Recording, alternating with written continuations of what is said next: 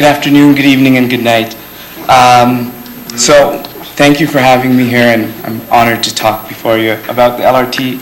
I'm not going to stand here and act like I'm a professional in transportation, although it starts with T. It's not my cup of tea. I sell tea.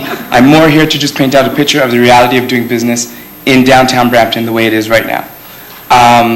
We're talking about the growth of Brampton. We're talking about, as I've seen in the slides, potentially 200 people being brought before our shops as merchants on a day-to-day, or I don't know, every hour or whatever, however that works. Right now, as it stands, we open our businesses, and I'm speaking as my business. I open, and the reality is that there are nobody coming into our shops right now. It's not businesses closing down because of construction. It's businesses closing down because nobody's downtown. That's the reality right now. That it takes things like the farmer's market or 6 o'clock in the evening to actually have a fighting chance to have a business downtown. I've seen my friends open businesses and close them. I've seen people open businesses and close them. And the point is, I've always heard, and I'm talking from somebody who's lived in Brampton for 25 years, just bought a home in Brampton, and invested in a business downtown Brampton, that everybody keeps saying Brampton is protecting the history and the vintage heritage of Brampton. I don't think transportation can take history out of a city. I think history comes from the memories, from the experiences that were embedded in the city. Having an LRT come through our downtown is not going to root out the history of Brampton. I can't see how that does that. Right now, we have the farmer's market, and once the farmer's market's done at 1 o'clock, we're back to ghost town, and you could pretty much close your business down on any given Saturday. So I'm all for moving the farmer's market or doing whatever we have to do. Today, all I've heard from majority of the councillors are challenges, risks, and roadblocks as to why we shouldn't have an LRT in downtown Brampton. And that's everything that you also face in business, and you have to get through it. You have to get through the risk, you have to get through the challenges and make business work and survive. That's business. I don't see it any different with the LRT coming to Brampton. Yes, to build an LRT, it's going to have construction. We got to put signs up. We got to get out there and tell people, let them know we're still open. That's something we have to embrace if we're ever going to see the city grow, change. We see the beautiful homes coming into the downtown, about 14 or 15, and I've heard from several people that this is why we don't want the LRT to come into downtown, because of 14 beautiful homes. I've heard Councillor John Spraveri, with all due respect, say it's a small city, where's their development opportunities and everything. Sitting as an investor in the downtown and hearing all those different reasons as not to bring an LRT, it makes it, as you said, very bleak. Like, wow, this is what I really invested in? A city that doesn't have a bigger vision. We're a small town with a lot of opportunity, and it's as if we're not seeing that right now. I almost defend Brampton every time I go to a trade show in another city, especially Toronto. When I say, yeah, come to downtown Brampton, 46 Main Street North. Downtown Brampton, you guys have a downtown? And I start getting on the defensive side. Yes, you got to come check it out, and this and that. But when are we ever going to get to the point where we don't need to defend Brampton anymore?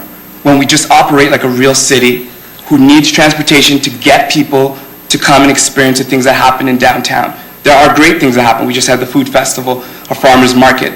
How great would it be to actually get people there? I also speak as somebody who just got a $100 ticket today from unloading inventory into my store after this 15-minute loading zone. So this parking that's going to be gone for our customers, these are not our customers. These are business owners trying to find somewhere to park. There's no customers in the grand scheme of things downtown Brampton. An LRT is going to bring, or potentially bring, people downtown to actually shop. It's right now, I have Tea by Daniel, and on top of me, my brother has a business, and beside me, my best friend has a business. And we are waiting and hoping that maybe one day Brampton's going to get it, like the other cities get it, Daniel? And do something. If I can make one more comment, that I just came back from California, and when we got to where we were in Long Beach, there was an LRT system, thank God. It allowed us to see what Long Beach and Hollywood was all made of, and then plan our route to spend time and spend money in the shops that were down there. I'm hoping, once again, that it's going to happen in downtown Brampton, and I won't have to move my business to another city that has the facility of transportation to keep us running. Thank you. Right on, 5 minutes. Daniel, if you could stay at the podium, Councillor Sprovieri has a question. Perfect. Thank you, Madam Chair. Thank you, Daniel, for your presentation. I just want to clarify, understand your presentation. So you believe that people from Mississauga Yes. are going to jump on the LRT Yes. and come downtown Brampton to come and get a tea at your shop? I believe that if I can jump on transit to get to downtown to go to one of their sandwich shops, then I can't see why it wouldn't work, vice versa. So right now there's a Zoom bus that does that. Why aren't people doing that on the Zoom bus? Right now, the way of the future is that I had the choice when I got to Hollywood, to California, to go on the bus or on the LRT. The LRT was quicker, it was cheaper, and allowed me to see the beautiful Long Beach, California.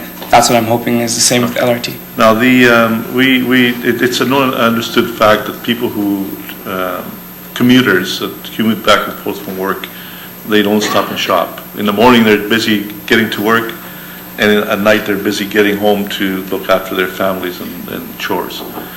So that's just the nature of the commuter. So right now, even though there's a lot of activity in downtown Brampton with the GO train and the GO buses and Brampton Transit, that there's thousands of people that come and go. None of those people have come to your shop and done business with you, or are there? The LRT is just a new potential for business. It's not guaranteed that more people are going to shop. It's a potential that I'm willing to explore. Well, that's a question that I think it is important to really consider and to the potential. But what's happening now? So basically, we can rule out people travel like commuters for work commuters. It's not happening today. I don't think it matters whether driving on the bus or driving on LRT or the GO train. It's going to change your decision to stop and shop.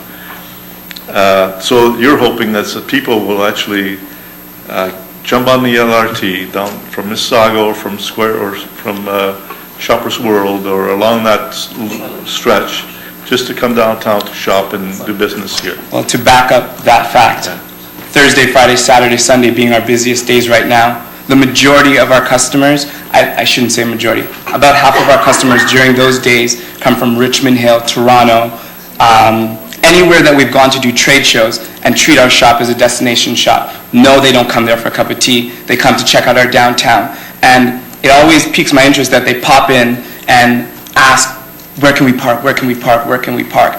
It always kind of triggers something in me that it's almost like this hide-and-go-seek thing. At one situation is I had to pay, a customer paid $20 for a tea. That was including the ticket that they got as well. So no, I don't think everybody's going to just jump on an LRT and come and get a cup of tea. But will it increase? I'm hoping to believe that, yes. Okay, Councillor Bowman. Thank you. Councillor Bowman.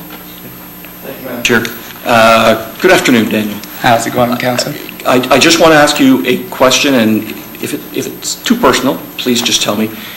How many months could you survive downtown if your business was cut in half right now? Are you asking me personally? Yes. We can't fail.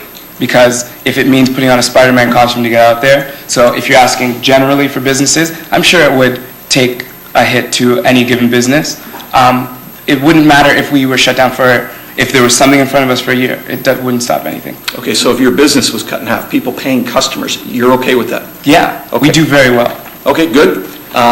Secondly, you said the LRT is going to be a much quicker route, and I just wanted to ask Chris, is that true? The LRT will be much quicker than simply driving? You're going to be on the same roadways, are you not? Through the chair, yes, that's correct. In the year 2031, which our modeling is based on, a transit trip where it takes about 75 minutes today will actually be reduced down to 46 minutes, about a 30-minute savings. Compare that to the car in the future, and the car in the future will be 53 minutes.